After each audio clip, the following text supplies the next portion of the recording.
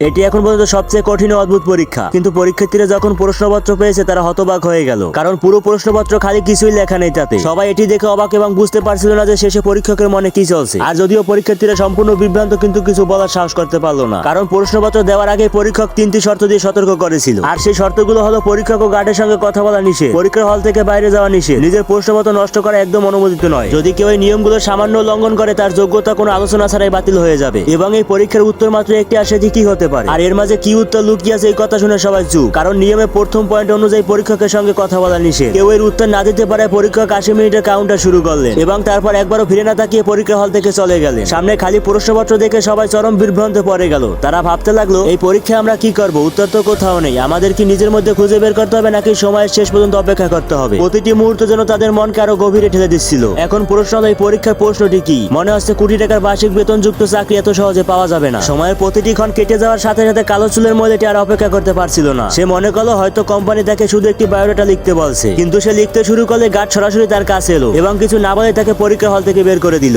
আসলে সে পরীক্ষার 3য় নিয়ম লঙ্ঘন করেছিল, প্রশ্নপত্রের সঙ্গে হস্তক্ষেপ করা। প্রশ্নপত্র নষ্ট করার ফলে মহিলাকে বাইরে যেতে দেখে সবাই ভয়ে কলম নিচে নামিয়ে দিল।